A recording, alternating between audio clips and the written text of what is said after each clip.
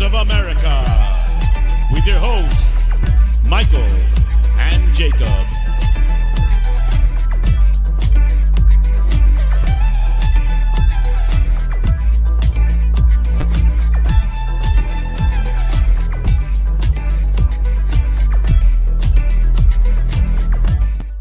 Big up to you. What is that behind me? That's not...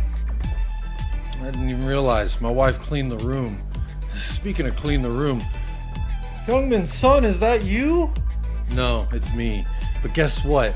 I have a couple people that are going to be joining me today. New style of show. I know I ain't really ever done this on this channel, so sometimes Spurs fans, they go, oh, well, this ain't just completely Spurs, but don't worry.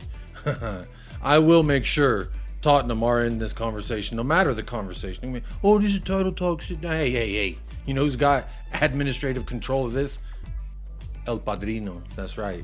Your boy. But shout out. I see Vader. He's shaking his head back there. I see him. What a beautiful smile that is. How's everyone doing? Hope you are too blessed to be stressed. But guess what?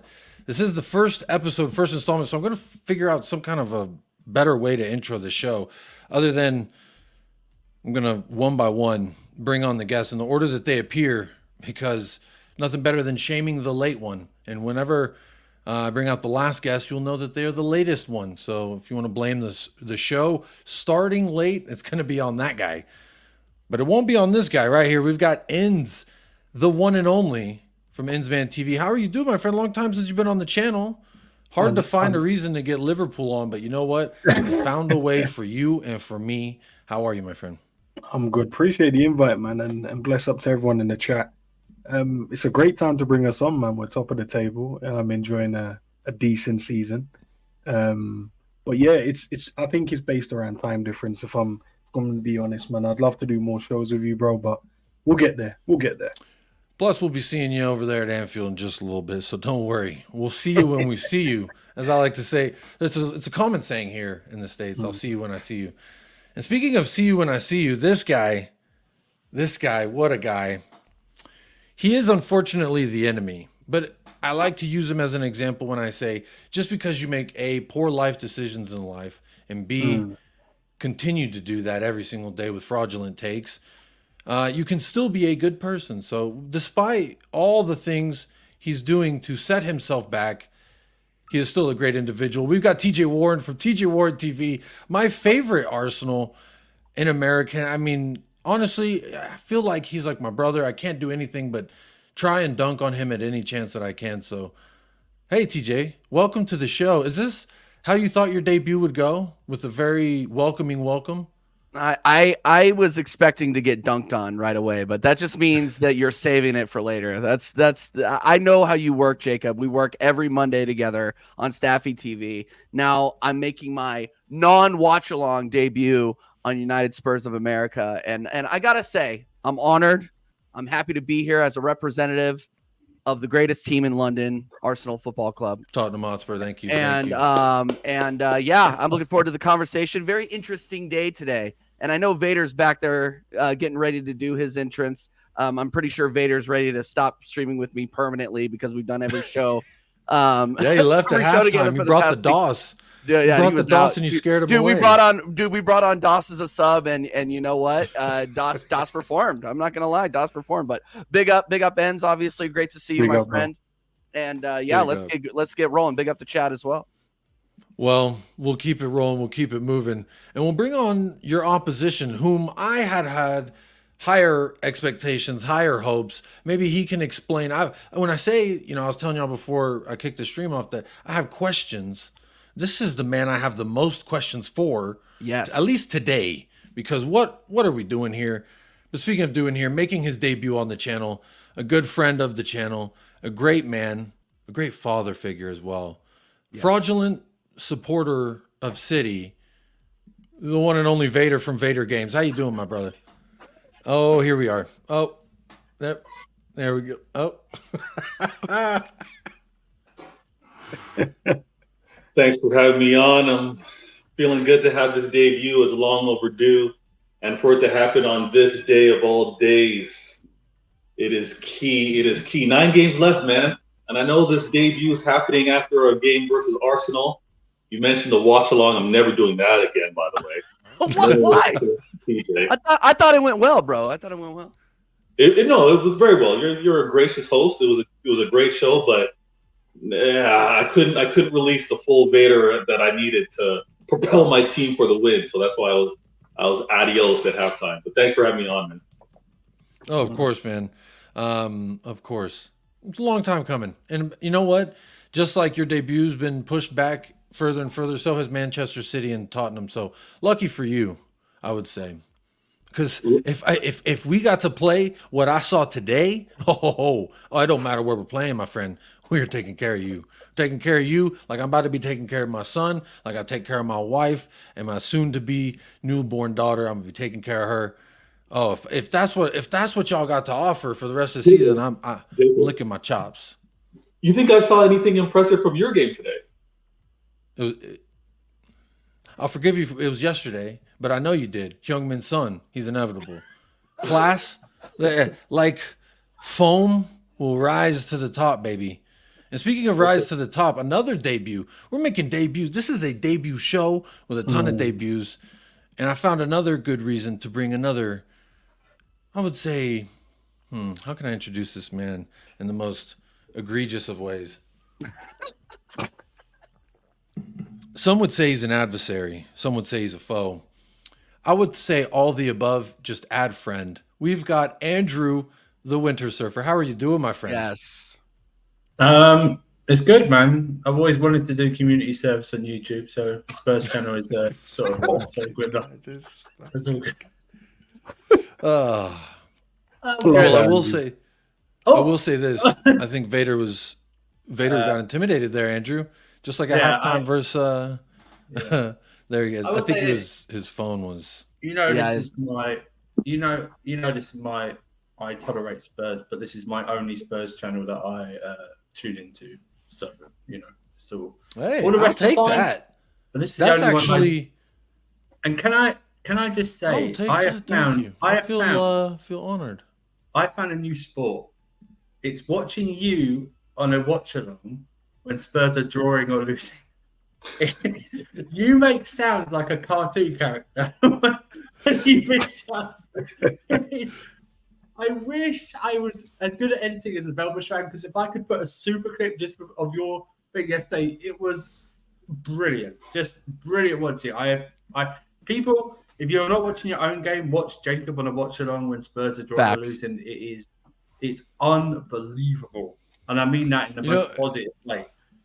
I appreciate that because, honestly, I was really reluctant to do watch-alongs when I first started doing YouTube because I was like, because I feel like it is a side of me that I hadn't really presented to anybody outside. My wife.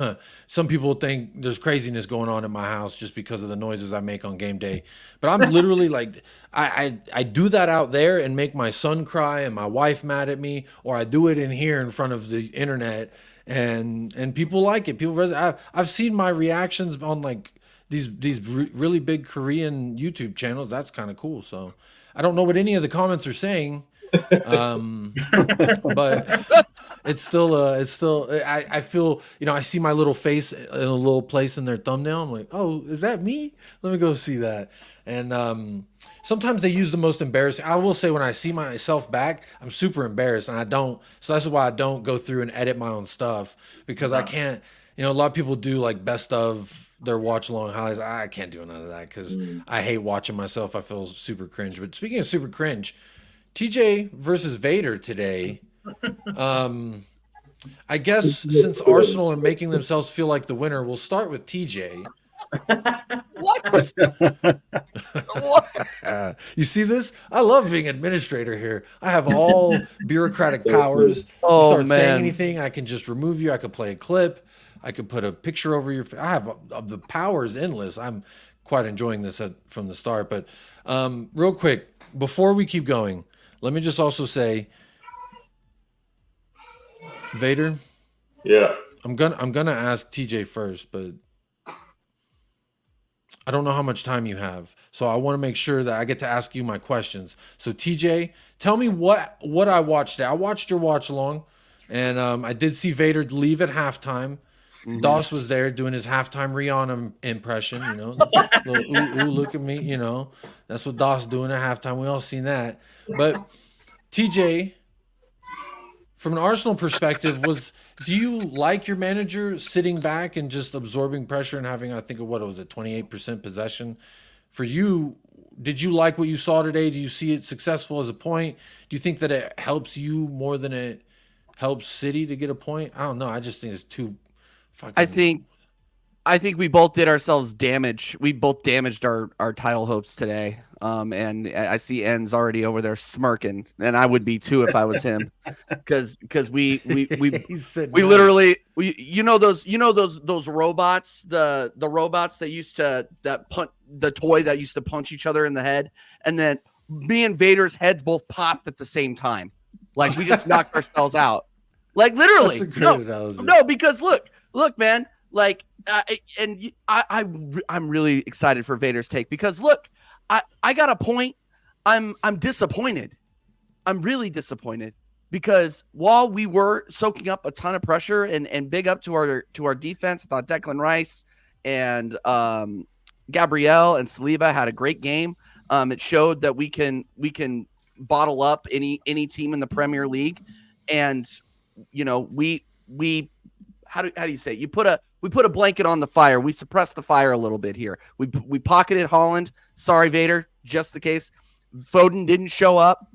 I mean, and we were lucky. That we could arguably say that was one of Manchester City's worst games of the season, because they just didn't show up going forward. It was actually, we were lucky to get them on such a bad day at their own ground. I mean, when was the last time you guys were skunked at your own ground? 2021, I think. 2021. 50-something years ago, yeah. Yeah, exactly. So I have to be nothing but disappointed, because while we didn't have a majority of the ball, we had chances. Gabriel Jesus had chances. Trossard had a chance. You know what I mean? And they just scuffed him. And it's really, really disappointing, because we had nailed on chances. We had more quality chances than Manchester City did. So if you're an Arsenal fan, like, yeah, you can big up how we did on the defensive side of the ball, but the offensive side of the ball, we really got to look at ourselves and say, do we deserve to be in this title race at all? Do you think do you think that was the plan? I mean, I kind of agree with Ronnie and Gemini here. Did Arsenal go there hoping to just get a draw at the Etihad? Because to me, 0-0 shows no intent, but it wasn't just because you had no intent. There were still chances. I remember Gabriel Jesus missing his chances. I still see it like y'all did have chances. Everyone gets chances against City, no matter the style that you play. Is it cowardice? Like, as a player, and with my bias, I'm looking at Arteta like, why would you give up your philosophy? This is what they all want Ainge to do. Oh, know your opponent, bend over for him, twerk for him, whatever they want you to do for him to try and get them points. You go out there and you play your way, your brand of football. How do you not put up 4 like you did against West Ham or whoever it was when you have 4 or 5? We're playing against the trouble winners. Sorry to interrupt you, Jacob. We're playing against the trouble winners. I think a lot of the players were playing the occasion, not the team. I mean, and the game was hard to watch. Can we all agree? The quality of football that we watched was extremely tough to watch. There was no quality on the ball on both sides. Like, let's be real here. And that's why you could say, oh yeah, Arsenal, you know, we didn't play our game, but neither did Manchester City. Going forward, if we would have completed more passes, if we would have been a little bit more clinical in the final third, we would have scored. And you could say the same thing about Manchester City. It's just both teams, I think, had a stinker. And I'm hesitant to say it was cowardice until about the 80th minute, and then we were just like, yeah, we're going to play this out for a draw. I don't want to say it was cowardice, because I think we were just so bad moving forward that it looked like cowardice. We could go ahead. I hate this version. I hate this version of TJ, man. Why? What did I say? I preferred the truth. I prefer the TJ that didn't like Arteta, because the version that didn't like Arteta, he pointed out all the things that he got wrong today. And I think Arteta did play this game not to lose it. And from minute one, when Mike Dawes invaded your watch along, I had to say that first half, it looked like Arsenal were playing to just keep this a 0-0. Let's keep this a 0-0 until halftime. And I was surprised to see it continue in the second half. But there's times when you guys want to credit us as trouble winners, and then there's times where you guys want to say we don't look so good. We're leaky in defense. We surrender counterattacks. Our scoring isn't there. You guys and rivals, neutrals, you're going to look at this and not point out how even, yes, you're playing away, but you didn't get the joy that you've typically been getting, Arsenal. You weren't scoring at will the way you wanted to remind every City fan going into this game. Look how potent we are. Look how dangerous we score. Look at what we've been racked up. Look at what we're doing. Well, there's a reason why you guys had to revert to a norm that many clubs do when they face City. I heard you, TJ. I credit Arteta. He adjusted how he played. He knew he couldn't play the same style versus a West Ham or versus a Crystal Palace or versus a Sheffield United versus City. And honestly, no disrespect to my Liverpool fan out here, but you guys didn't even play that way against them. So there's a level of respect there. I get it. Playing for the draw, I don't think it's the end of the world. I think mentally for the club, it's better to not have suffered a loss. To play guns blazing to try and get 3 points, I think would have been the wrong way to go. Because now you haven't suffered a loss of City all season. Community Shield keeps getting thrown in my face. That late winner at your grounds keeps getting thrown in my face. Now wasn't that Martinelli goal off of a booty cheek, if I remember correctly? It was deflected, yeah. Deflected off of somebody's booty cheek, if I'm not mistaken. So. Yeah, exactly. But I mean, again, you got the win. That's all that's important. The reason why this game didn't have me too upset is because I was like, damn, there's quality on both sides of the pitch. As awful as I looked, it's because of the quality of Arsenal. As poor as Arsenal looked and how defensive and pragmatic they chose to play today is because of the quality of City. Now, we take this 1 point and we move. If anyone wants to get overly confident about what happens moving forward, listen, there's still 9 more games to go. And last year, is Holland going to score in any of those? Because there was a chance on the left's post where I'm thinking, I'm just so used to seeing Harold Kane, the best striker in the world, has been and still is. Oh my God! When he's on that post and it's just, it's a little half volley. What do you got to do with the outside leg? Boom. And he was whiffing it like me. This is why as a goalkeeper, I said, don't pass me the ball, because if it has any bounce into it from a frantic pass, I'm not going to get that under control. But Erling Haaland is a consummate professional. He has 18 goals leading the Premier League. So Vader, my first question for you is Erling Haaland going to score? You mentioned 9 games. Is he going to score in any of those? Or is 18 that? Is he going for 20? Shout out to Bayern Munich legend Harry Kane. Shout out. Jacob, I love that. And you know what? Harry Kane is one of the best strikers in the world. If you want to tout him as the best striker, cool. But he is one of the worst winners in the world. He does not win. So will I take the best striker or will I take a winner? I'll take a winner in Holland. Now, when it comes down to missing out on shots. Bro, they bought Dyer. That's not Harry Kane's fault, unless he said, I need a golf caddy. They bought Eric Dyer. That's Bayern's fault. All right. The guy that they buy they can't even go a full calendar year with Sadio Mane without him punching some dude that they bought 2 years prior. The culture there's like I don't even want to say, some kind of Oktoberfest schnitzel. Vader, let me just. Any other stereotypical German words you want to stay away? So Vader, is Erling Haaland going to score? Holland's going to score. He's going to continue winning. Now, the thing that Arsenal fans have been doing is that they want to talk about only one shot on target. They want to talk about the big chances that they had. Now, all of them are dismissing that chance. Like, they're emphasizing, okay, the shot that got saved, but they're even dismissing that chance that Haaland had because he should have gotten contact. It should have been on net.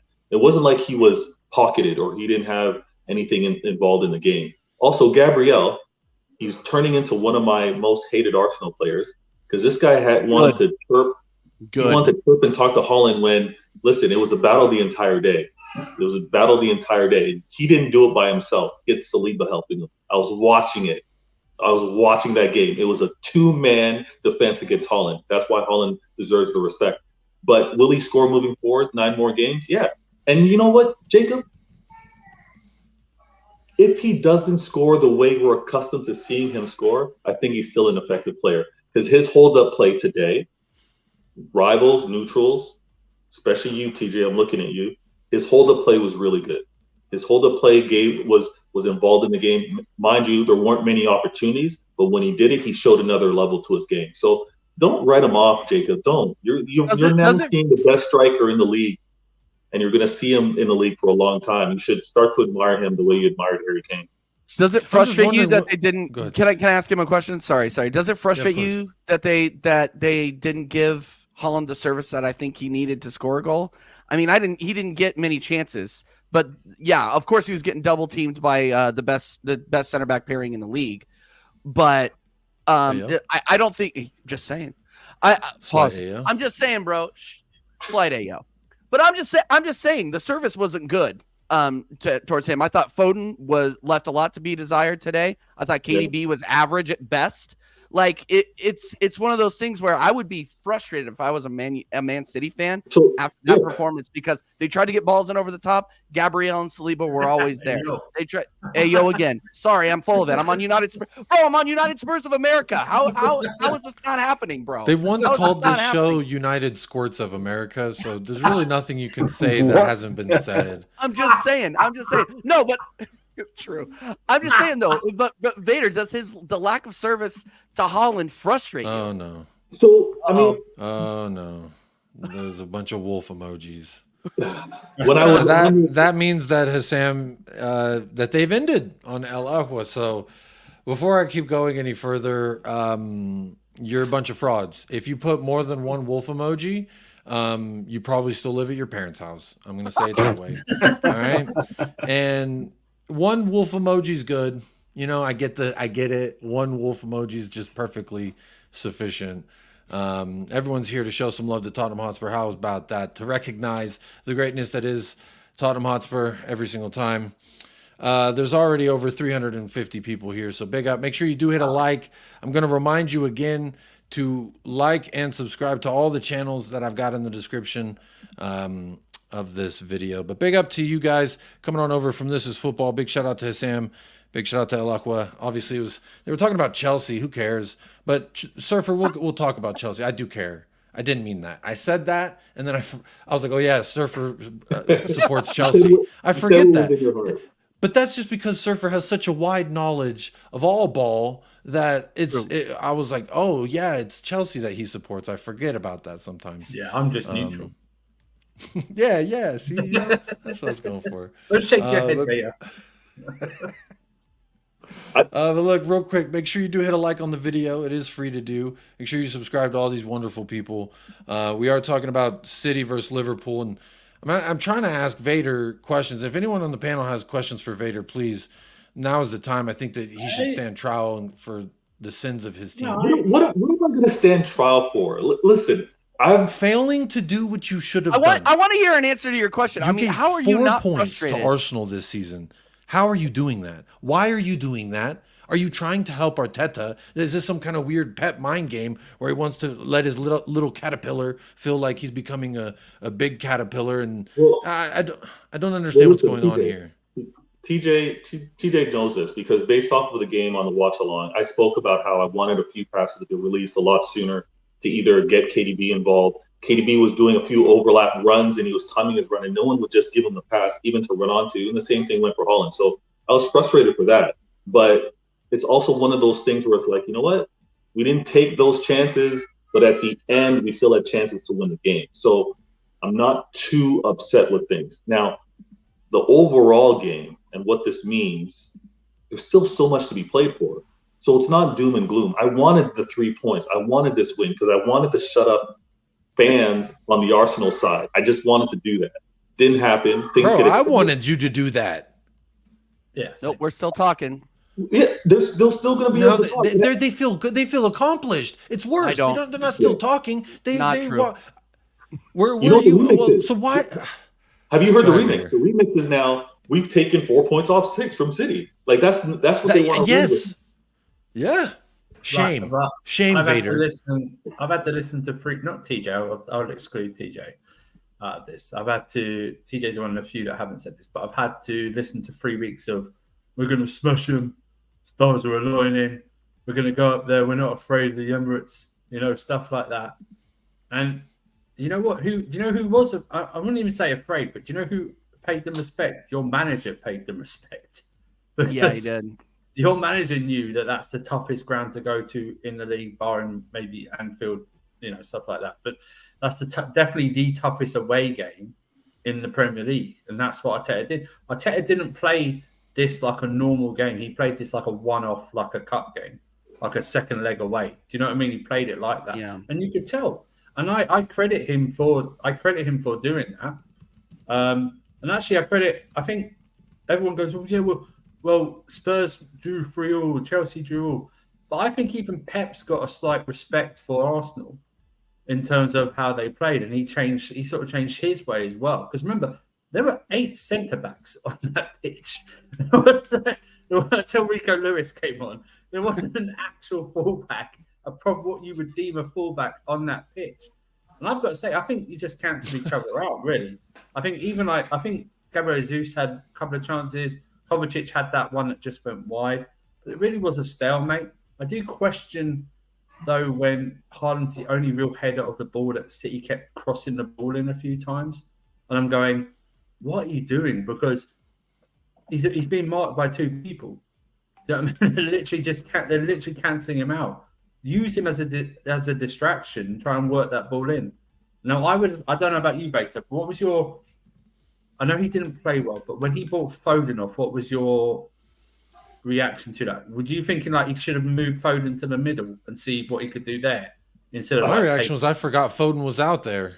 Well, exactly. But go ahead, what I'm Vader. saying is he's played well in the. We've seen him. Pep today don't take this out wrong, but Pep was playing him a bit like Southgate, but he stuck him out wide and he wasn't doing anything, and he's been playing well in the middle. I thought, why not try him for 15, 20 minutes in the middle and see if he can make a change or anything? But what was your reaction? My reaction to Foden is I wish I saw a lot more of him involved in the game. Like when he got a few of his touches were a little wayward. Even with him starting out wide, he was drifting in center because Gabriel, who had a phenomenal game, by the way. You guys better stop dissing him at his price tag. He was your best player today. He had a phenomenal game against one of the best teams in the league. So Gabriel, when he was playing out wide, allowed Foden to come central, but I don't think he was ready to play. I don't think he was ready to play for what was needed of him and how congested Arsenal had them today. So when he got subbed off, I was actually kind of cool with it because I saw what he was bringing on a Grealish, bringing on a Doku in terms of now having that width. I thought was a good approach. To get many games like that from Foden, it's not going to happen. It doesn't happen. And the fact that he got subbed off, Saka got subbed off, you know what I mean? Sometimes the game or the day of the game, it just doesn't fit for you. And we looked better when Foden was off. Am I going to discredit him and say he's not one of our best players and who hasn't been one of our best players this season? No, yeah, I won't do that. That's what I'm saying. He has been one of the best players for you this season. Enzo, I want to bring you in here and get your opinion. Obviously, from a Liverpool perspective, you quite liked what you saw, which was 2 teams being afraid to go for it. And look at this strategic placement of United Spurs of America just right over that dirty Arsenal flag. How subtle and coy of me. Coys. But Jacob, what do you think? 2 teams didn't go for it. Why are you doing that? Say that again? Why are you saying 2 teams didn't go for it? You're right. One team didn't go for it, and the other one had Erling Haaland looking like a child who just signed up for Rec League. And they're like, oh, is this dodgeball or kickball? And they just fucking whiffing, looking like me when I tried out for the golf team freshman year. I never played golf in my life, and there I was, whiffing every single time, swinging as hard as I could. There's Erling Haaland. I'm Erling Haaland in golf. I'll put it that way. But Enz, I'm sure you enjoyed that. But what did you think from those 2 lackluster, gutless, soulless, shall I say, clubs? Do you know what? It's great. It's one of the best weekends I've had in ages. I To be fair to Man City, I felt like they wanted to go and win the game. I feel like Arsenal came to defend and tried to basically keep a clean sheet and get out there with a draw so they can celebrate it and pretend that's a trophy at the end of the day. Man City wanted to go and win the game. I think they created more openings. Arsenal just had a bit more on the counter-attack. But at the same time, there was only 3 shots on target from both teams. That, to me, that's not good enough. But from a Liverpool standpoint, let's talk about the best team in the country right now. We're 2 points clear at the top of the table. We're not even playing great. This is the problem. Liverpool this season have been in Spurs where we've been okay. We haven't been like phenomenal. And if we can do that and be where we are now, 2 points clear, I can only imagine what life is going to be like when Liverpool do actually fix it and actually start playing like they used to play in the past. It's great, man. I see Arsenal fans out here and they all celebrate draws and they celebrate, getting 4 points of a City in the season. That's not trophies. That's just results. It happens. Next season we reset and we go again. You can't keep, celebrating results and if at the end of it you're winning nothing. Arteta, look, listen, he's not the best manager, I don't think. He looks good on the pitch and he celebrates and he tries to copy other manager, i.e. Jurgen Klopp. Doesn't work out. He's got a young squad. They're looking good. But Pep Guardiola, he's still doing what he's doing. You guys need some players. I don't think you guys are as good as you normally are. I think you're missing 1 or 2. And Andrew, you said obviously with the 8 centre-back on the pitch, I think if Kyle Walker plays today, it's all over for these guys. Even John Stones, when he does the inverted double pivot in midfield, they were missing him today. And if that's the best Arsenal can offer up, yeah, I'm not worried about any of the 2 teams, if I'm being honest, man. But the narrative, not once again, let me just preface. No, go ahead, man. Jacob won't like this, but I've got to put TJ aside, all right? TJ's not here to answer for Arsenal fans, like other said. Yes, he is. I He's the 100% am. rep. I am He is 100%. here. I don't care what he said. He started the Havertz fan TJ, club. He's the president of that. He Sir, must whether hold I that like- forever. So for But whether I TJ like it or not, I am. But TJ, there's an Arsenal fan that you regularly, another Arsenal fan that you regularly stream with. There's other Arsenal fans that the narrative will now change from what Jacob put up a minute ago was we got 4 points from City this season. When for the last 3 weeks, all we've heard is we're going to go there. We're not fearful of them. We're gonna smash them. This is our time. All the bloody Robbie from AFTV, that video again, that when he's walking through the Etihad like he's preparing for war and stuff like that. That's great. You got 4 points on City. Will that lead you to a title? Because if it doesn't lead you to a title, the 4 points of City don't matter, especially when you're only a point ahead of them. They've got 4 points off of Liverpool as well, Andrew, to be fair to them. They've had 4 points off of us, and they still sit 2 points behind us. So We've done very well. We've done very well against just real quick. Yeah. We've done very well against top except for like Aston Villa. We've beaten every top 5 team we faced. So or drawn. Respect to is that trophy now and beating all the top? No, it's not. No, that's not ends. That's not what I'm saying. You got to let me finish. What I'm saying is that we beat ourselves because we dropped 5 points to Fulham. You know what I mean? The fact that we drew to Fulham at home, we lost to West Ham, we drew against Spurs at home. It's one of those things where we beat ourselves, and all we're gonna do is after we drew against Spurs at home, and we dropped the 2 points to Fulham that we should have won 10-man. I thought, man, I'm gonna be talking about this on March 31st or April 1st, and be like, man, what if we had done this? What if we had done that? What if we could have held on? And it's not the top 5 teams. Great, we got those points, great. But if we can't get it done against Brighton, if we can't get it done against Chelsea, if we can't get it done against one of the worst Man United teams I've seen in decades, we don't deserve a thing. And also now after today, no one plays anyone else now, so it's in everyone's hands. No. Yep. To win this league or we have to depend. We have to hope Liverpool drop points on the run out that he have. And look, Ensman, you can smile all you want, but I don't think that those fixtures that you have are going to be the easiest in the world. You still got to go to OT, man. Listen, That's a hard place to Listen, play. we live in a world. You mentioned the word "what ifs," and what if they didn't give us the Lucho goal offside against Spurs? What if True. when Martin Odegaard decided to play basketball like he was in the NBA and not give us our penalty there? What if I remember that. He tried to hug the Yeah. football against Man United in the last couple of minutes. Dead and buried. I don't know what you're talking about. No. I don't You know. asked, you said Resurrected like a zombie, we're in the baby. world of what ifs. What ifs? We would have been way clearer than what we are now if we weren't fighting against not only the other teams What in the if league. Joel Matip wasn't elite at putting that ball in the back of that net? What if? What if? There's a lot of what ifs out there. There's a lot of what ifs out there. When's the commemorative plate of that Matip goal coming out of the Spurs megastore, Jake? We're right now we're taking a mold of the foot of his right foot on that, but we're Jacob, trying to can I- do the full statue. But we need to get Oliver Skip as well because at the moment when he kicked it in, he was getting a little piggyback ride. Shout out Jacob, Oliver Skip, one of our Can I own. ask a simple question though for the panel as well? Why is it when you guys get a victory over Liverpool, you guys think it's a trophy? You get the kids out, parade, start taking photos. Well, what you're I think- referring I think to. ends. I think you're projecting a little bit just because you got. No, you but got it's facts because I saw you guys you start get taking shit photos. on after a loss. That I happens saw- to everything. I saw That happens to Spurs. everybody. They got the kids under the lap of honor. I was just trying to understand. Well, see, it was Kids Day at the The other stadium, side, which you I- don't know is Okay, half-price hot okay. dogs. Sorry. When they have half-price hot dogs, you of course want to okay. get the kids out. You can feed the whole family real cheap because normally it's like $17 a dog, and this one's only $9.50. So how about that? Okay, fair enough.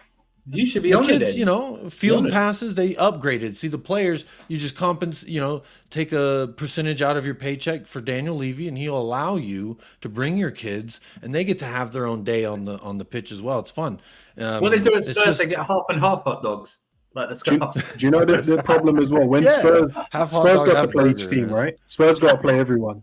So Yeah, Yeah. they everybody normally got to smoke come. Man City. Everybody got to come talk to Tottenham nicely. Yes, Yeah, we can they dictate normally things. smoke City anyway. City always struggle against them, no matter what team City put out.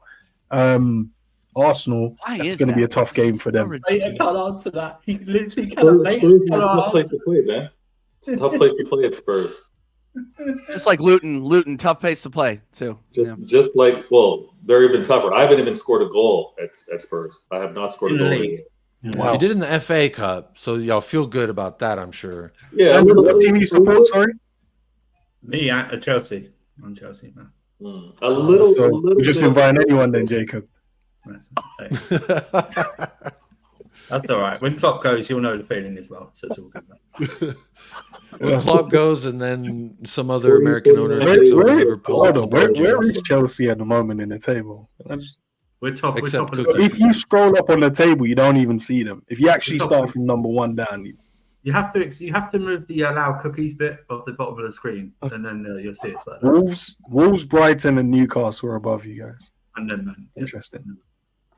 It's all good. Well, Brighton, they got that guy. He was the pizza topping everyone liked last year. So, Deserve it.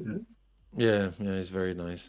Vader, I'm gonna ask you a question. I see you looking at me like that. And first of all, did I say something that When just Vader gets that completely look on his boggled face, your mind? bro. Yeah, what's he thinking about now over there? What you think? Vader couldn't answer anything about the Spurs thing. No, he couldn't. He just tried to trash Harry Kane for being the world's best, but I'm used to it. I'm used to it. He's one of our own, Harry Kane. He can come home and live his dreams if he want to when we win them trophies next year. He ain't gonna get none in Bayern.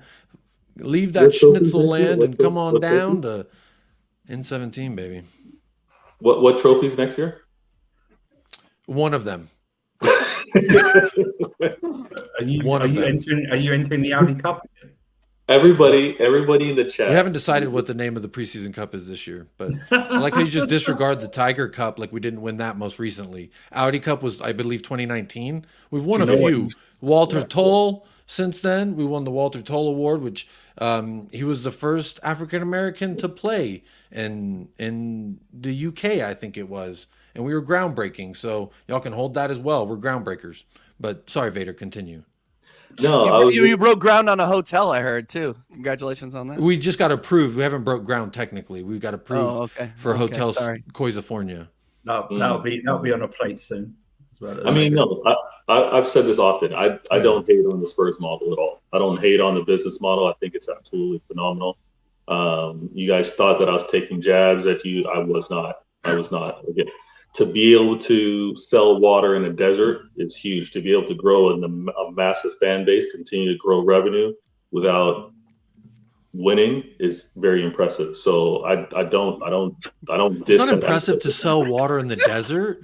What are you talking about? That doesn't make sense. I was like, hang on, that'd be very easy. You give all your money in the desert to buy some water. So if you have a water vendor, it's no, but you're selling water, but there is no water.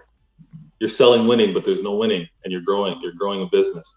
So that's you're what a fraud. I see what. Okay, you're a fraud. I see what you did there. How I understand. How long does Son stay at Tottenham then? For the rest of his life. I'm not going to let him leave. The only place surely he has ambition to try and win stuff as a player. He will, as our captain. He will. Ambition as soon as he signs a contract, that ambition gets removed from the brain when he signs for Spurs. So it's all good. I'll give him. No, one what more it is year. is Heung-min Son is one of those rare folks, like a Dirk Nowitzki. All right, one of these guys who will continually ride and grind. Did get one. And Dirk eventually did. Yeah, This is where I'm going. You know what I'm cooking now. You smell what I'm stepping in. Hashtag All free right? Son. Dirk Nowitzki, Heung-min Son, Heung-min dad, Heung-min world class. All right, this man is generational. If you ask any of your favorite players, who do they admire? They say Son. All right. said generational. You ask your girlfriends, your wives, who do they admire? Who's the most? It's Heung-min Son. All right. You ask your favorite movie star, Tom Holland. Everyone loves Tom Holland, except for Andrew because he's Winter Surfer. But Tom Holland, who's his favorite player? Sonaldo. All right. This is the aura. You know, I know Arsenal likes to talk about aura. He pulled us when we're not even supposed to win a game versus Luton. Heung-min Son made sure we did. Oh my God! Here we go. Right? Don't do this. So just give it some more time to cook. Give it some more time to cook. I actually feel sorry for him. I feel sorry for him. He's a bigger player than the club. He's well fed. He's very much loved. He's bigger than the club. He's bigger than the club. He does have an entire nation. That's true. That wherever he goes, they will follow. Not all of them. It was, I would say maybe 50-50. But once you fall in love with Tottenham, you can't really turn around. So when Son goes to Barcelona, are you going to become a Barcelona fan? He's never going to sign for Barcelona. If you'll remember, he had very lucrative offers come in this summer. And he said, no, I'm Tottenham through and through, and I want to win something with Ange Postecoglou. And then he did the, I think it's because they gave him the armband. Postecoglou. Yeah. So, I think if they didn't give him the armband, he would have gone. Yeah, he went. I've been here for 10 years. I've been waiting for Postecoglou to pop up and we can win something. Yeah, that's right. Yeah, that's what. Well, we did have Jose Mourinho, but it wasn't Son's fault that Jose got sacked 5 days before a final. Now, was it? It wasn't his fault that we didn't go on and get Conte the players he needed when we did qualify for Champions League. We got him Perisic on a free, Yves Bissouma on a crime, alleged crime scandal. Alleged. Yeah. And we get him Jed Spence, who he had to a week later distance himself from. So how much? Is that Son's fault? I don't blame Son for that. Is it Son's fault that after we got to a Champions League final and failed to get over the line that we didn't carry on and continue to? Is that Son's fault? Yes, it is. Yeah, it is. Well, that game specifically, probably you could say he didn't, but he wasn't the man he is now. He wasn't the man he is now. Back then, he was young Son. Now he's Heung-min Son daddy. How much do you get paid, like on retainer, to be this guy's lawyer? How much do you get? How much do you get? I will paid? put it this way. I defend those who need to be defended. Spurs fans attacked Son last summer because he had a down season. All right, I'll tell you this. News alert. Everyone was shit except for Harry Kane last season. The fact he was able to get 30 Premier League goals, I forget about that. That's insane to me. But everyone else was complete shit. And it was obvious that things weren't really going right. But I don't blame Heung-min Son for the failings of this club as an institution. So don't put that on Son. All right? You know what he did after that final? He went and served military time. He learned how to kill a motherfucker with his bare hands. All right? Actually, I think they just learned to fold flags. Yeah, I think that's... Yeah, it's more like ceremonial. It's not ceremonial. He did the whole shaboodle. He did it all. They're definitely bringing like Korea's best export and putting a gun in his hand. He did military time, bro. There's photos of it. I'm about to go. I know there's quick question than that. He's I'll playing take the question to the to TJ, the Arsenal man on that. Can't wait. If Arsenal don't win the title this season, No, exactly. how do I pose this one? It's going to be 20 years since you last won it. So Yeah. you don't win it this year after spending all the money that you did. Mm-hmm. What happens with the guy called Mikel Arteta then? He stays. Unfortunately, he's gonna stay. So our ownership will not do anything to this manager. They I can get on the internet, get on here with all my great 900 subscribers. Thanks again, Jacob, for redirecting. I can get on here and yell to everybody that listens to me, yell and say, you know what, Mikel Arteta out. I want this guy out. He doesn't have enough. He doesn't have what it takes to get these quality of players over the line and bring in the true quality that we need and fill in our squad. And the Cronkies are going to be like, man, you know what? He makes us money, and he is a great ambassador of the club. No, you can rub your head all you want, Vader, but it's true, bro. It's true. The guy isn't going anywhere. Like, let's be real. I could sit on here and Lee and all these guys that have been on this manager's neck the entire time he's been at this club. I'm on United Spurs of America, no pause needed. But it's not going to mean anything because the owners don't have the ambition to get anybody else in. Go ahead, Vader. I think the owners are showing the ambition. Oh my gosh. I think the owners are showing the ambition. You guys spent some record numbers this past summer, right? I think they're showing that they're investing in this manager. And again, there's 49 days left until Klopp is no longer manager at Liverpool. That's going to be a huge exodus of a quality manager. And then that's going to leave Pep, that's going to leave Arteta, respectfully, in terms of a mix to compete. Angs will get another year. We'll see what he can do. Unai Emery, we respect him as well. But the fact that Klopp is leaving and you're already in a title charge, I think it makes sense to continue to invest in Arteta. He's learning on the job. He's already signed a new contract. That contract's already signed, that new one. They're just waiting to announce it. That's already done. So when's enough then? When's what? I think we would need enough. Ends. We would need to regress. We would need to regress in a big way for them to consider. You might as well just kept Arsene Wenger because he was doing the same job, just getting you in the top four and looking good some games. The club that he left with was not good. The club that he left, Unai Emery, was shit.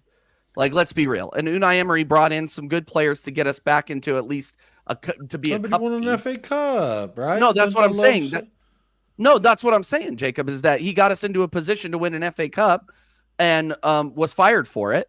But again, Unai Emery is a cup manager. What I will give Arteta flowers for is that he's incrementally improved the disaster that Wenger left behind.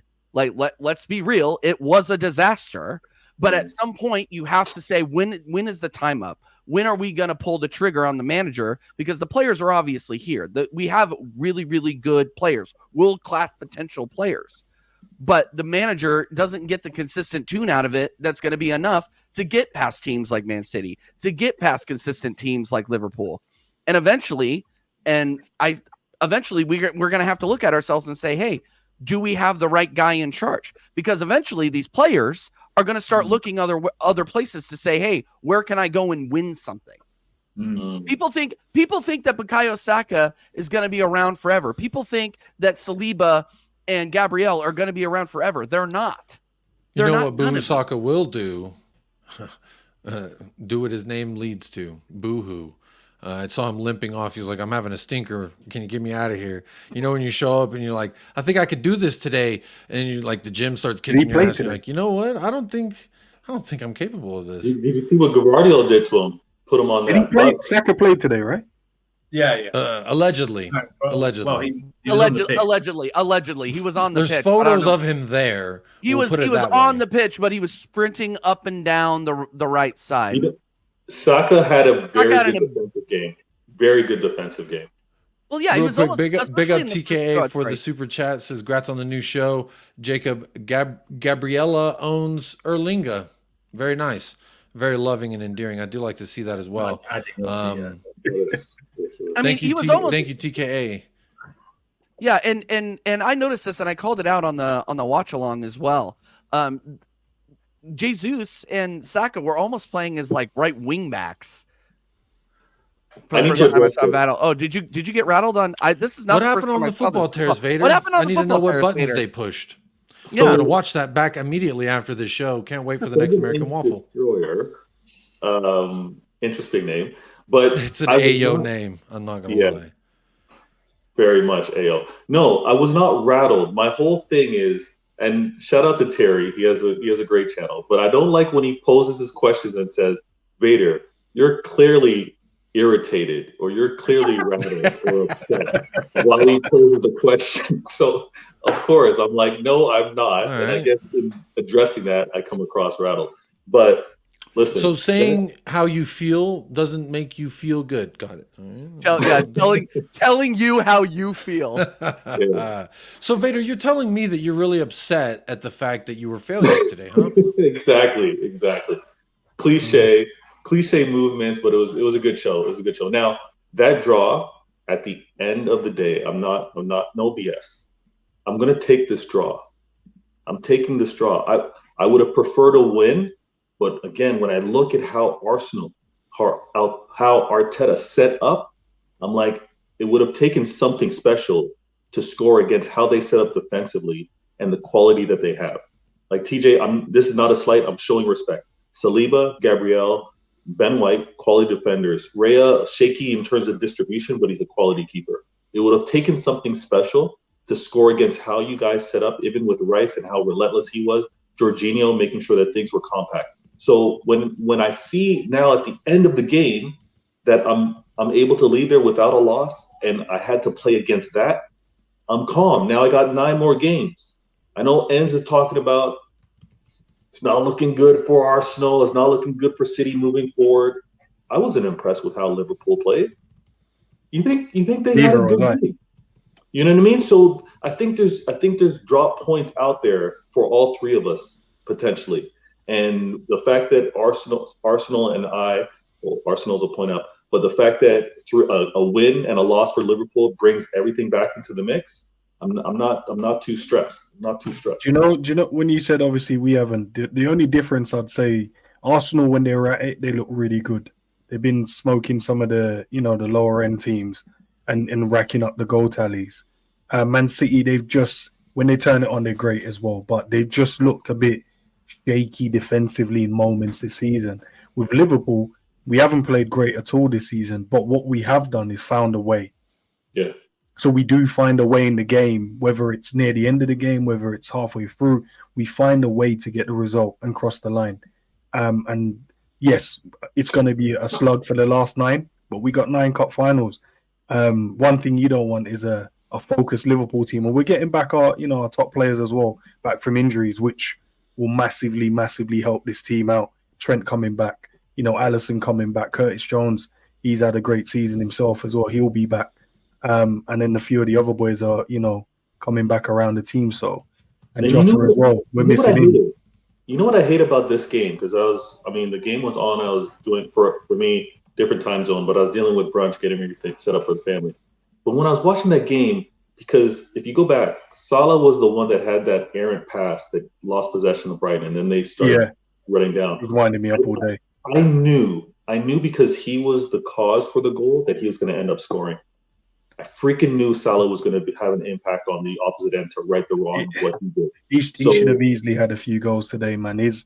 He was winding me up today. Sometimes he can be selfish in the way he plays. But with him on, you're going to get a goal, maybe an assist. And if his toenail wasn't offside, that pass he gave him was outstanding to go and get that third goal. I feel like if he was a bit more unselfish today, there was a couple of times where he could have gave Nunes a tap in. There was one as well, Harvey made a run off his right shoulder, give it to him, and he squares it to Gakpo for another tap in. And I feel like that's the difference between us, Man City and Arsenal this season in terms of the goal. They end up getting a few more goals because they play that second pass to allow you to get the simpler goal. Where I feel like this season, our counter-attacks and in these moments, we've just rushed it with a pass. It's just been off. Against Arsenal, when we had the 5v1, Trent hit the crossbar to win the game in the last minutes. Normally, we'll put those away. We against Man United, even though it was in the FA Cup, the amount of chances we had in that game to kill them off, and we didn't. 9 finals left, man. I'm happy that we're in a position now where it's back in our own hands and not Arsenal top because of goal difference. Now it's you guys are hoping we drop points, and as long as we continue to win games of football, especially win the home games, the away ones we'll see what happens with those ones. But especially the home games, get those ones sorted.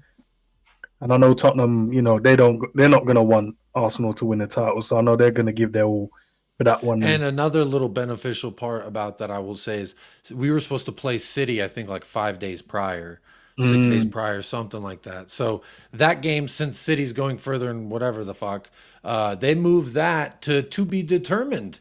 And guess what? That just gives us more time to just think about what we're going to do, which actually kind of scares me because we had 2 weeks to think about fucking Luton. Basuma specifically had 2 weeks. He didn't get called up by Molly. Molly said, no, you've been butt cheeks. He stayed at home, trained for 2 weeks with us, and still looked like shit. You look like but Vader, taking some Molly. That's what happened yesterday, man. Look like he taking some.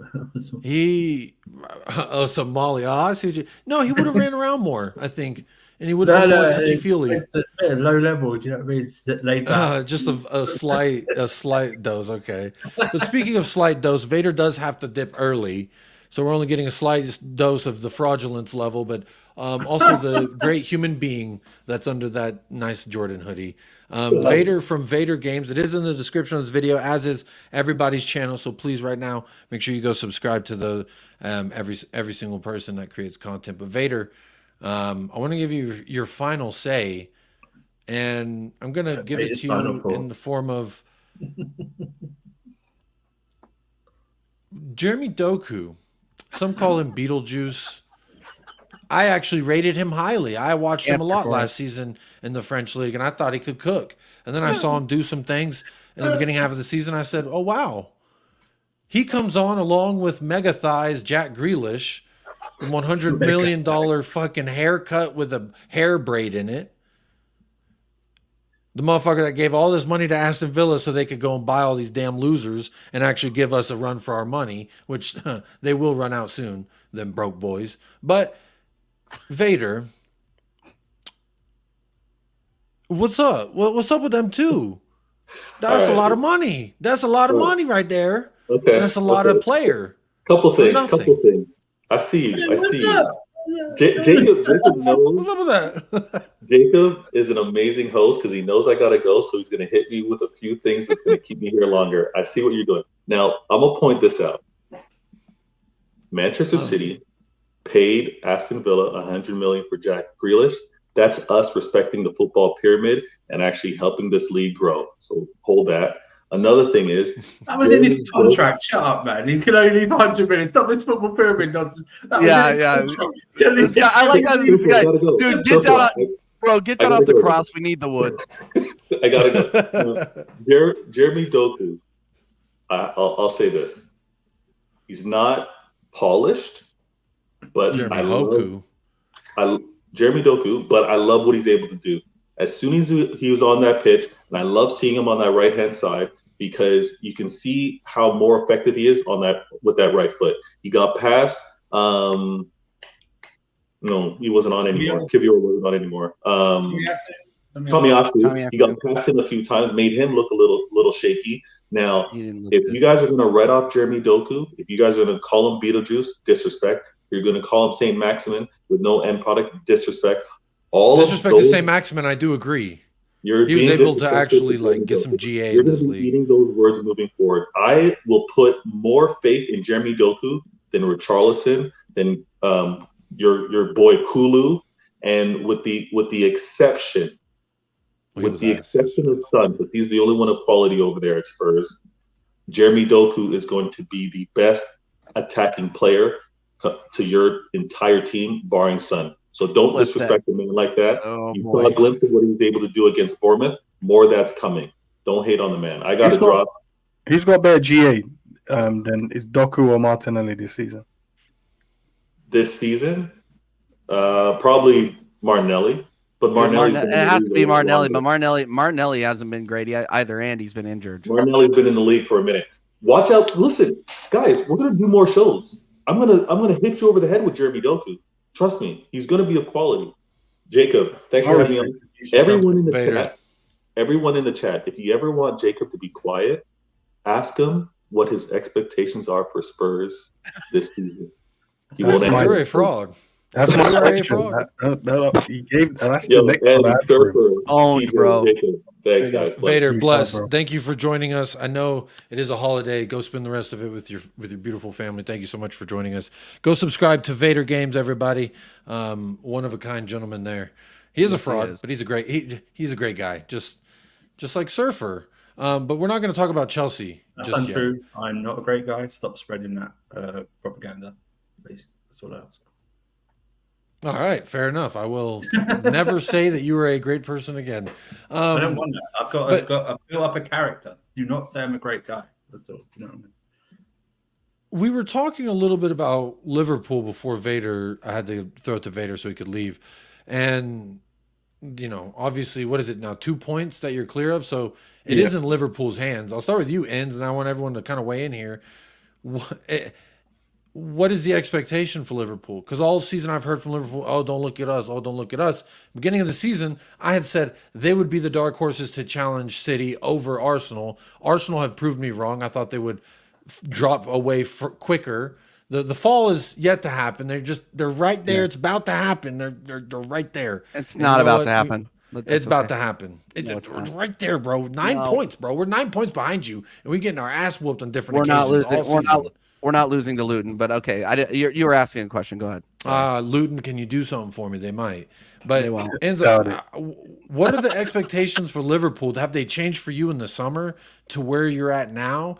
Because I've heard a lot of people doing the underdog thing from a Liverpool perspective. It's crazy, Jacob, you asked that question, because at the start of the season, when I did a predicted, in terms of where the teams are going to land, I predicted Liverpool to win the title.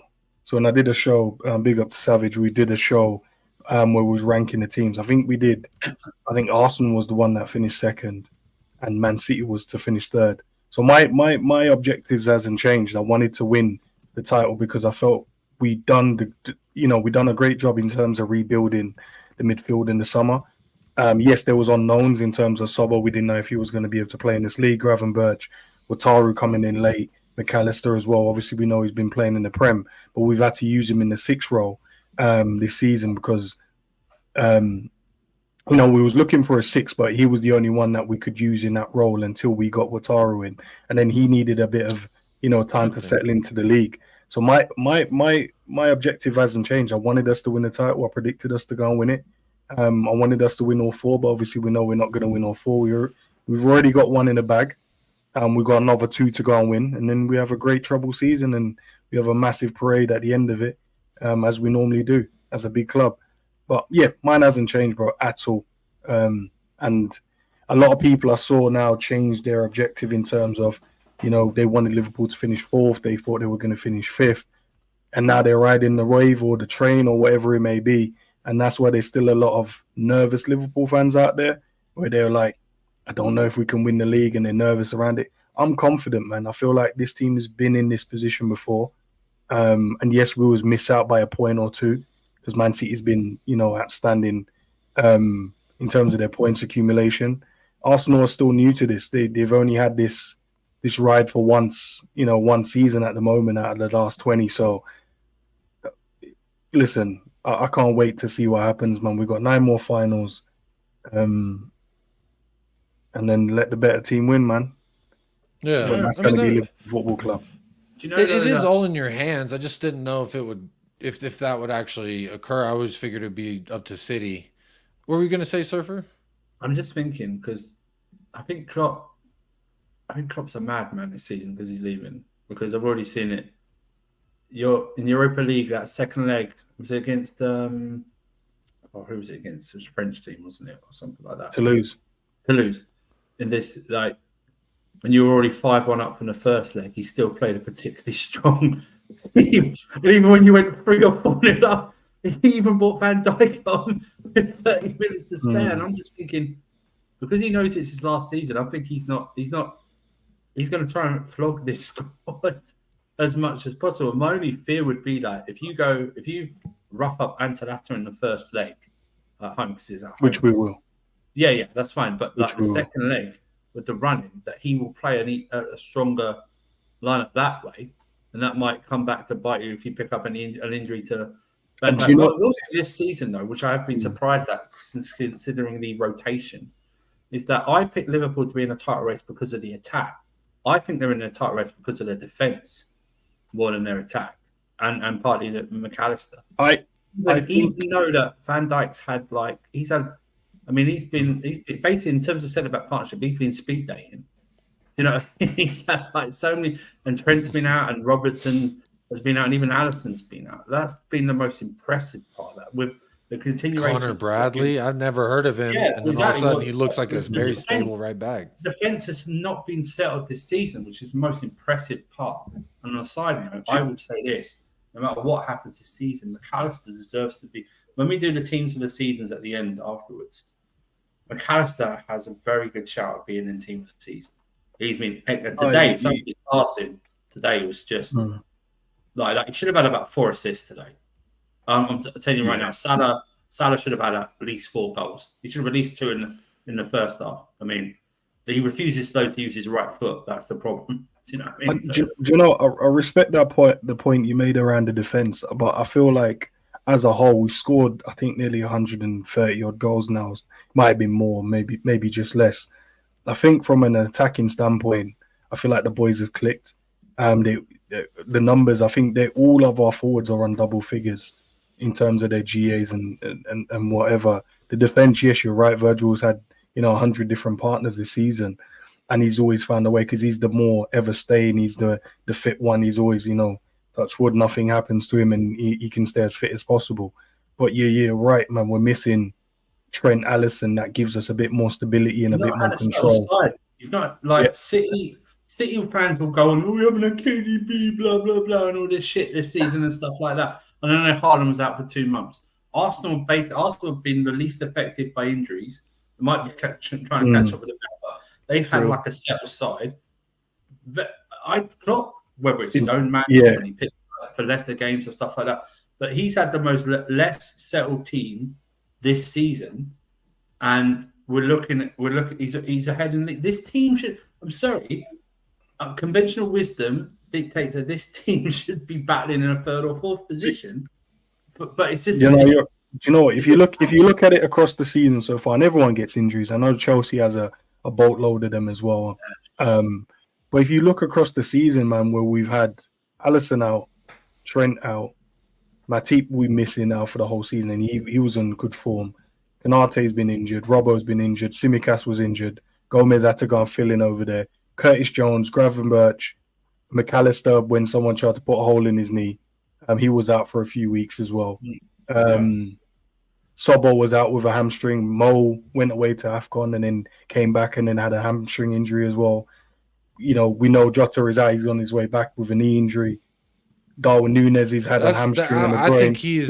I think Diogo Jota, I want to pause on that for a second because honestly, for me, he was great at Wolves, but when he went to Liverpool, he elevated his game. And every time that he is out, Liverpool's attack looks much weaker.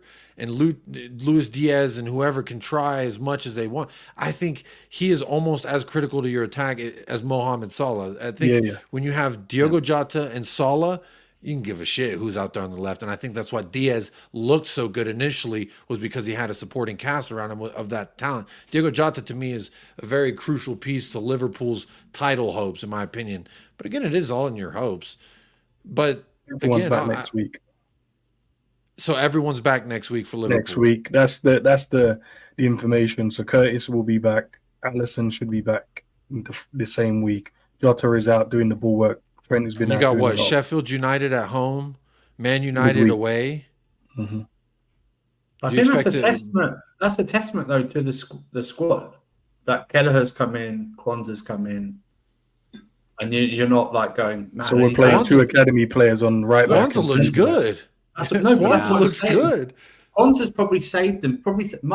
Michael Edwards coming in looking at Kwanzaa's going, oh, That's 50 to 80 million. Is that a testament to the academy, or is that a testament to Klopp to be able to have no. this? It's a testament. It's a testament to both. It's a testament and Klopp having the confidence in him. But what I'm saying is they've come in, and I don't hear Liverpool fans. Of course, they'll say, "Yeah, we want Alisson back right away," but because Keller's not like made any mistakes or anything like that, he stepped up. Kwanzaa's coming. No one goes. When I see Liverpool do their starting lineups or when we react to their starting lineups, Kwanzaa's in. No one goes, "Oh shit, Kwanzaa's it." You know, even Joe Gomez at left back this season. Do you know what I mean? Yeah. It's like no one's going. I've heard people say I'd rather have Joe Gomez than Andy Robertson. 2 years ago, if he said that in Liverpool, you'd have been booted out of Liverpool for saying something. You know what? Not to knock obviously TJ the Arsenal. I'll bring you guys into this conversation. Yeah. I'm looking at you guys this season, and you've had a relatively fit squad. I know you've had a few knocks here or there. I know Martinelli was one of the most recent ones. But I look at your team, and obviously your squad's not a finished article yet. But I look at your team and go, if Saka was out for a prolonged, Martin Odegaard and one of your centre-halves at the back, you could pick either one of them, was out for a prolonged, let's say a 2 months period, I feel like you guys will drop off massively. But because you've had your core and it's been stable with not a prolonged injury. I know Martin picked up a knock where he missed a couple of games as well. He was out, wasn't he, for a bit?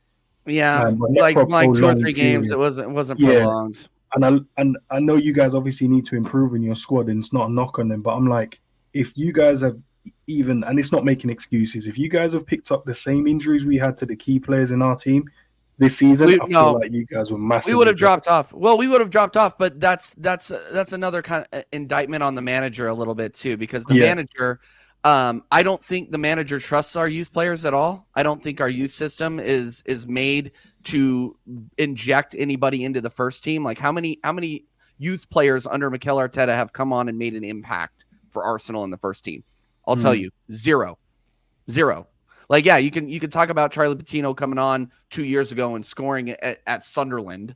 Like you can talk about Lewis Skelly coming on during a League Cup loss. Like it's one of those things where that's one of my biggest criticisms of Arteta is because our youth team. It seems like we're bringing up players to sell them. We're not bringing up players to inject into the first team. And that's something that Klopp does very, very well. Klopp literally sent your youth team on against us in the FA Cup and was smiling the entire time. Like and that's an indictment on Arteta. And look, like Arteta's been giving us results, but I agree. Like if we would lose a Saliba again, like we did last season, we would be screwed. Crazy. Because then you're moving Kiwior back to center back, and you're moving Tomiyasu to the left, and Tomiyasu doesn't look like he's on it yet. He doesn't look like he's fit. So yeah, that would be one of the worst case scenarios for us, and we've been lucky on the injury front. We've been very, very lucky. You could say that us losing Gabriel Jesus for a good amount of time affected our depth, but you're looking at what Gabriel Jesus is putting out on the pitch right now, and it's underwhelming. So I don't know, man. I agree with what you're saying in retrospect, and it's honestly one of the biggest indictments that I have on our club as a whole is that we don't have the youth players that are ready to step up. We buy who we're going to put on the bench and hope that they can make an impact when they come off the bench. And a majority of the time, it hasn't really been that impressive. So, yeah. Thom here says, well, we had 6 injured at some point. TJ, did you forget? Who? Who and when? Who and when? Name them, Tom. Name them, Tom. Big up the Boston Gooners. There was a few, but it wasn't around the same time. All together at the same time, because that didn't happen. Yeah. Name when that happened, Tom, because maybe I am forgetting. I don't come on here and pretend I'm correct 100% of the time. So no, that's Jacob's. Yeah, it's Jacob's. Partey's been injured for the whole season, so I'm not a fraud. I don't even count him. Nobody called you a fraud, Jacob. Wow. Don't make me. Don't make me. All right, don't make me. Does he have anger management? This is a great point to transition to Spurs before we end this show. Because honestly, no, it's not a trigger. Lies are a trigger. Lies trigger me. Okay, so when you have a Serie A Defender of the Year, World Cup winner, World Cup savior, some may say, ask Lionel Messi. He didn't say that. And he Here we go. continues to this year step up into the role in which Ainge Postecoglou, the great mastermind, has given him as vice captain. We had both our captains gone at one point. Who stepped up to the plate? Cuti Romero. He doesn't have anger problems. They're under control. He has a son. He's you know what?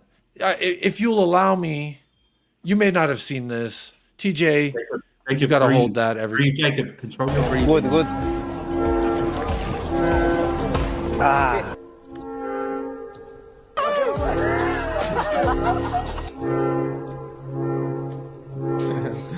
Ahora ya dejo de ver un poco, pero.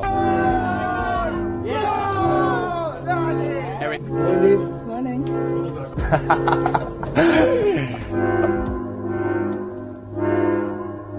Do you like scoring against Burnley, your old Leverkusen teammate?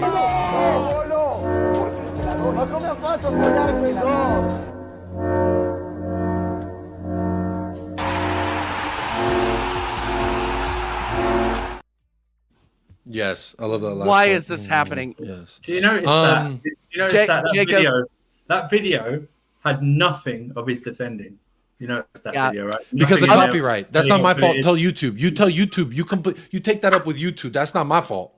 I would love to show you examples of which on and off the pitch he's the leader. But there was a clip, the second to last clip, to answer your question. I felt like could answer what you asked. And does he have anger issues? I want to find that young child, a young Romero. I want to find a woman who loves me as much as Jacob loves Romero, bro. Me too. And speaking of Jacob, I'm sorry, I gotta go. My wife is calling me. I gotta get out of here. But big up. It's all good. Thank you. Just I need you to show her that video. That I will. last little bit there. I will do that. I'll say, hey, lovely wife, who shall remain nameless on YouTube.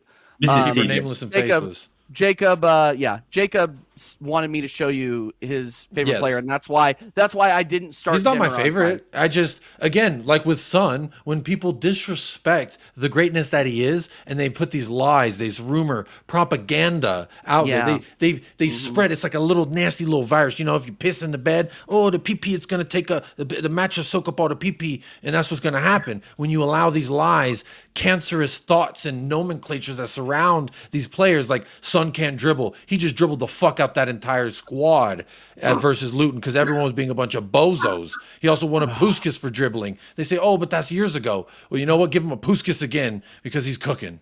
All right. And speaking of cooking, I gotta go cook dinner.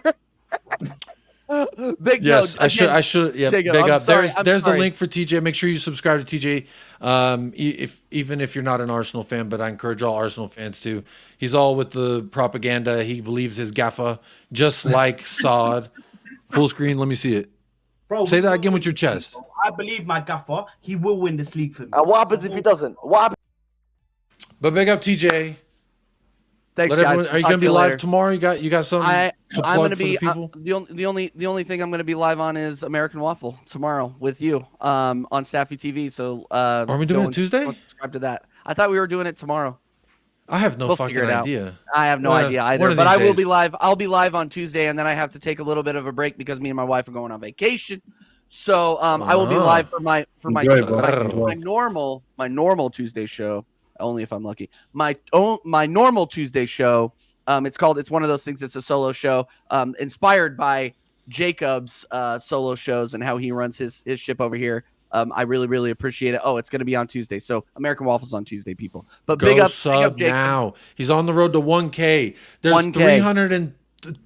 300 people here, 320. Some of those are on Twitter, but there's around 300 people for majority of this show. Go subscribe to TJ. He's a great guy. He does make mistakes in life, as we all do, and he chose to support Arsenal. He chose to buy that shirt, that flag, that disgusting flag next to the flag that represents freedom. But it's okay. We love TJ every single time. Go subscribe. Big up, big up, big up. Also, here's the link as well for ENDZ. His TV's on the road. I believe 2K, right? 2K. We're 70 away from 2K. 70 away. There's 300 of y'all on YouTube. Y'all could literally make both of these people hit milestones tonight All right, so make sure you subscribe. Subscribe. That's how you know I've been streaming for too damn long. My wife already coming in here. I can't even speak. But please do go subscribe to ENDZ, even if you're not a Liverpool fan, but especially if you are a Liverpool fan. And Surfer over here at Casually, have I sufficiently answered your question, ENDZ, about Romero? And then I think let Surfer have his say about Chelsea today, and then I don't think we could get any proper answer out of you for Romero, so let's just move on. You know what I mean? It's one of those. I will tell you, when man discovered corn, it was a revelation. All right? When Cuti Romero said, fuck all them Champions League teams, I want to go to Tottenham. They're playing in the Conference League. I just won Serie A Defender of the Year. People want me. But guess what he chose? Glory, glory, Tottenham Hotspur. I don't think anyone else was anyone else in for Romero at the time. Yes, there was. A loan deal. I think there was Barcelona. Barcelona was one. Yeah. Barcelona. Yeah, okay, cool.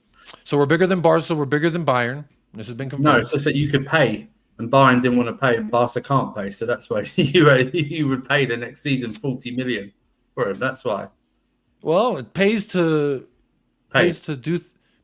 Yes, it does. Pays to have some money. You know, money makes the world go around, and ain't that the sweet truth? That's true.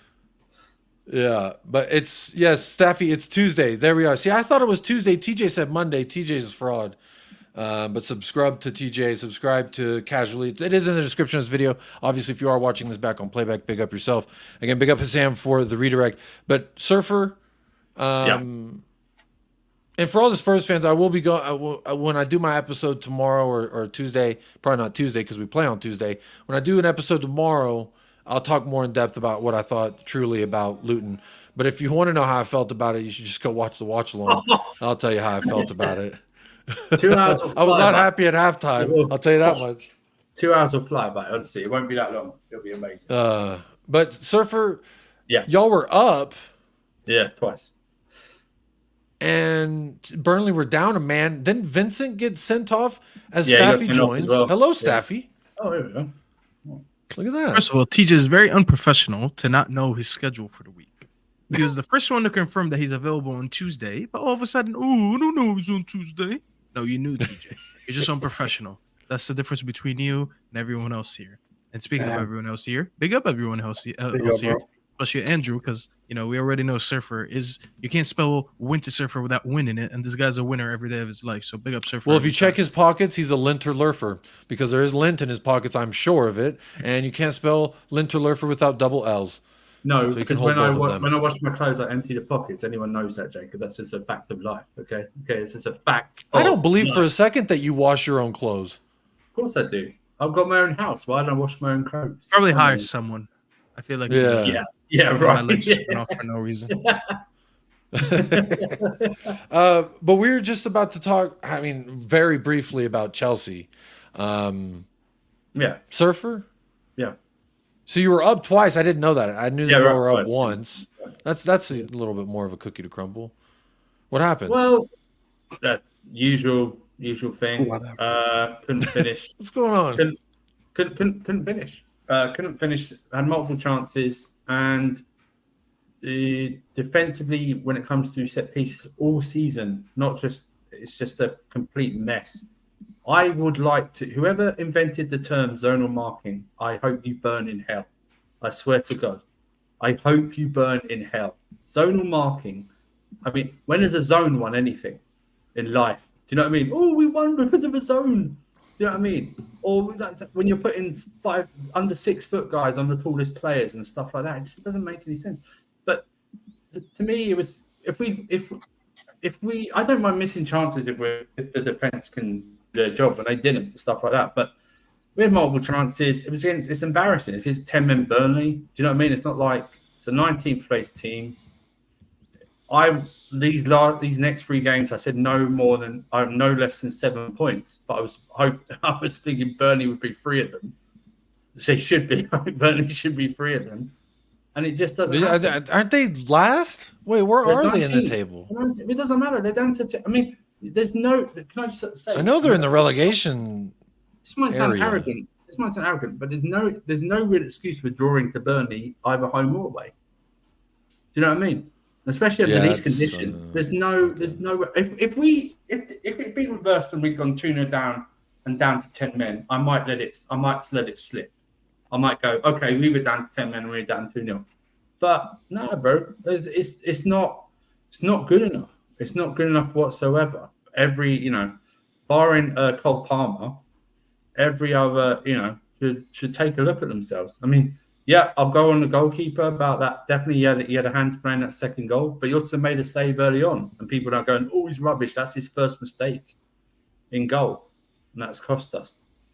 But it just wasn't impressive in terms of finishing. But we've had that for years.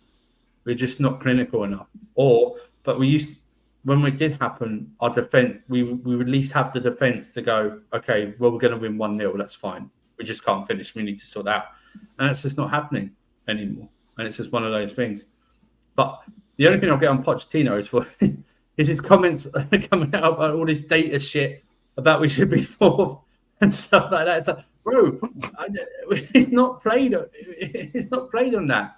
And all this first half we'd be fifth and second half we'd be 18th. I don't care. It's played over 90 minutes. Do you know what I mean? Put it all together, we're 11th. So it balances itself out. But it's just one of those things. Now in my mind, I have to beat United, even though we haven't got a good record against them. And we definitely have to beat Sheffield United and Everton. That's what we have to do. Because ironically, even during yesterday, there's still a sniff of Europe, finishing league position in Europe. That's how bad this league is. After the top three. Yeah, you're top really 4 or not 5 that teams. far off. I know. I was me. looking at it the other day. It's like, Yeah. wow. And He then- could have squared you up for 2 cup finals and European football in the first year of not just a rebuild, a restructuring of Chelsea. So, well, that's how. shout out Pochettino. Shut up. That's your propaganda. No, but that's how mad this league is. I'm sitting in 11th, and that team can still finish in the European place. That's how mad this Hey, you're is. 8 behind us, Surfer. You beat us, you're 5 behind us. And you never Bro, We've got 2 games in hand as well, don't we? If we'd won, we'd be like, and if we beat you Thursday, it'd be down to 3 points or something. See, like people that. love Poch. Everyone loves Poch. It's just a matter of time until it's it's like a guy from the desert moving to Alaska. It's a complete change of scenery. That's what you're going through. You'll acclimate, and eventually you'll learn to love it. You want Poch back right now? No, hell no. Well, He's been done and dusted. Yeah, right. That's what I'm saying. Yeah, shut up. Yeah, We've got Ange Postecoglou. Yeah, of course. How lucky are we? You have got 2 games in hand or a game in hand. You got 2 games in hand over West Ham, but the rest of the boys. The problem is when if it comes to that, they might not even matter anymore. You know what I mean? I need to win these. I need to win the next 4 games. I need to get a minimum of 10 points. Now we draw with Burnley. I have to win the next 3 games.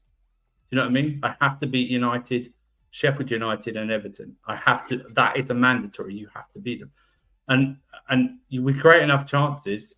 This is. We're just not finishing them. But the problem is, like I said before, if the defense is so insecure when it comes to set pieces, we have to be so much more clinical up front. It has to be like that. We have to win games 4-3. Do you know what I mean? Stuff like that. We have to win yesterday 3-2. Even if we won 3-2, it still wouldn't have meant 3 points. But there's no way you beat Burnley 3-2 when they're down to 10 men for over an hour. It's just one of those things. And I will say again, Palmer pops up, but he's not going to be always there to do it. Others are not taking responsibility and just relying on Cole Palmer, and it can only go on for so long. Wait, Surfer, can I ask you something? How come? Because obviously we can all tell that Palmer's been your best player of the season by a country mile, arguably. Oh, it's not even close. Yeah. I mean, I'll put Gusto in the conversation. Yeah. Obviously, there's only so much a right back can do to match an attacker's output, especially when it's over 29 GA right now. Is that what he's at? I think it's if you take away his Man City stuff, I think it's 28 GA. Like 28, 29, which is a lot. Yeah. So my question is, how come you can look at him and you're like, you know what, in a very bad team, he stepped up, but when it comes to everyone else, I feel like it's usually Pochettino. And don't get me wrong, I'm not exempting him. I've already said he's having a bad season, but I feel like a lot of Chelsea fans fail to kind of criticize a lot more players than they should. Yeah. As equally as they praise Palmer as he deserves. You know what I'm saying? So I've not really criticised Pochot recently since like the cup final. The only thing I'll criticise him for yesterday was that we're still seeing the same things with set pieces, still the issues no matter what's in defence, stuff like that. But other than that, there's nothing that he could do. If you understand what I'm saying, I never blame a coach for when players miss chances. Do you know what I mean? That's not on the coach. I always think a coach is really there to set a team up to get you to goal, right? When you're in front of goal, that's not you. It's the players. And we had multiple chances. The problem is the Burnley goalkeeper's not coming out as man of the match because he's not making like really high flying saves. They're all straight at him. That's the problem. The shots are straight at him. There's no variation. Or it's like yesterday, like Sterling missed a header. That header he missed. Yeah. Right. That was. I mean, I know, but it's like, but we're asking Sterling to score a header. You know what I mean? But you know what it is, Surfer? You don't need to be a header specialist to score that. Yeah. Because like all you're doing in this situation is directed it to go. Like it's not one of those headers where like, okay, he's leaping between two center backs. It's not really his area of dominance. You know, it's not his specialty. But bro, come on, bro. Anyone should be scoring. Really. Yeah, and that's what I'm saying. So it's like the minuscule thing. It's not really minuscule. That's what I'm saying. So the big thing with Poch is that he's still not, and we've seen it for the entire season. We saw it when we played Duty. The set pieces are just a mess. That's what I'm saying. Like he believes in zonal marking, or I sometimes think he does zonal and man marking at the same time, which is mad. I swear I've seen it this season. I swear it's like there's two different types in one bit, and it's like that's why I say I curse the person who invented zonal marking, because it's a cancer in football. I really believe that, and that's because Staffy kicked out he kicked out the set piece coaches this season. Did you guys hire a new set piece coach? Right, we hired one, but he's not coming till the summer, and I don't even know if this guy's going to be here in the summer. Do you know what I mean? Yeah. Well, speaking of, I don't know if I'm going to be here in the summer. Well, I mean, I should be, God willing, but I do have to go. I have family stuff. You got a new Easter on the way. You might not. You don't. I might not even know it's summer. You won't even my know hope is that my hope is that I only miss 2 weeks, because I Arsenal 28th of April. I will be there when Tottenham take all 3 points off of them, or Tottenham take all 3 points off Arsenal. Did I say that right? My mind's in about 3 different places, so I don't even know what I'm saying. But I do have to end the show. My wife is waiting for me. My in-laws are waiting for me. And you know what's tougher than making your in-laws wait for you? Making them wait for you with a smile. So they're definitely not smiling. But Staffy, thank you so much for joining. What are your thoughts on Romero? Is he the best thing since sliced bread or what? He's definitely overhated, I'll tell you that. Thank you. I don't think he's the best center back in the world, like you try to say, but he's definitely overhated. I mean, I didn't say it. I'm telling you what Lionel Messi said. About his Argentinian teammate, yeah. I hate the fact that you have all these pictures of him. It's kind of weird, actually. It's kind of weird. That's what it is. He's a family man, okay? He's a family man. So, show some respect. Oh my God. The one that gets me the most is with him is the one with the hat. The safari hat. Oh, that's my audio avatar. Bro, he has him one with a safari hat, and he has one with him wearing red bottom shoes. Look at it. Yeah, like you would feel like Jacob was there taking a picture of him. He's like, "Oh, Kuti, you know what? Who's there? This picture's gonna look cute." This is an example of a teenager with a rock star, a movie star fandom. All these pictures, bro. When I was little surfer, I used to have pictures of WWE wrestlers all over my wall, around my bed and everything. And I'd be like, "Oh my God, I love these guys." But then this guy just has Kuti Romero all over his. This guy is gonna have, when his new baby arrives. This guy's gonna have pictures of Kuti Romero above the cot or something like that. Bro, I just spent 30. You don't even know. I just spent 30 minutes yesterday. My wife was like, "We need to have our hospital bags ready because it's any day now." And I was telling her, all right, here's what I'm packing. I'm not gonna pack up my Kuti jersey yet because I don't want it to get wrinkled in the to-go bag. So she's like, "Why are you even caring about this? Like, this is about the baby." And I was like, I wish you could see it now, but I did pack it. It's a little onesie, and it's a Tottenham onesie, like our old home kit. It was my son's, and it shall be my daughter's whenever she can fit into it. So, you know what, Jacob? I hope they become Arsenal fans just to let you down. So, you know. I'll show them this. Destiny. All right. Oh my god. Oh my The best left God. back in the league. All right. I'll show them this. When you're thirsty, you shall be quenched. Good Lord. Okay. What the hell? So, and then they'll smile like this, like a storybook ending. That one of Edge, I like that one. It's just, I don't know why he's posing like that, but Yeah, you know why he's posing like it that. looks like it should be a Hey. cover of a book. You know what I mean? Like his autobiography. His memoirs. It should be sort of his memoirs. My time at Spurs. He said overhated. He said overhated because he knows No, that he said everyone hates him for overrated. no He said reason. overrated. But I do gotta go. My wife did just Kick yeah, down my the wife door. did just she did just come by and Imagine she comes I in, gotta she go. just pulls him from his ear. yeah. She just one of these days she will just come pull me off of stream Like an physically. arm comes across. Like, But Listen. she's 9 months pregnant, so she can't lift heavy things, and I am quite heavy. But look, I do got to end the show there. I have put the links in the description. Staffy's is in there. Everyone's is in there. So make sure you subscribe to everybody. Help TJ get to 1K. Help ENDZ get to 2K. Staffy on the road to 4K. I'm and 150 Surf of 4K. 3K. So 150. Come on now. Go subscribe to everybody. And big up TK for the lone solo super chat, becoming a sponsor of tonight's episode. I do appreciate that. Thank you very much. I'm going to try to bring something back tomorrow, unless unless I don't make it home. And guys, sorry, just to remind them, Jacob, no American Waffle tomorrow. Happy Easter Yeah. to everyone who's celebrating. Vader is not available, so we moved it to Tuesday. So if All you're not for live Vader. tomorrow, now see how much I accommodate for Vader. All for Vader, man.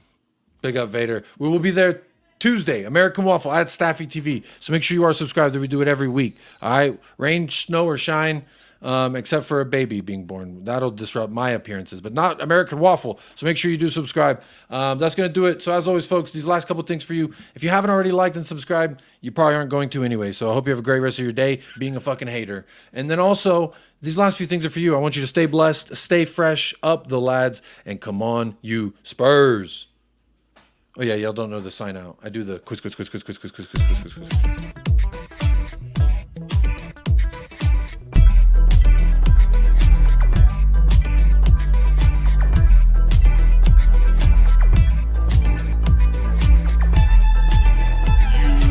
United Spurs of America, with your hosts, Michael and Jacob.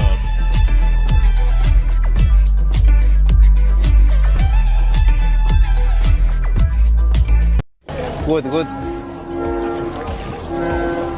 Ah.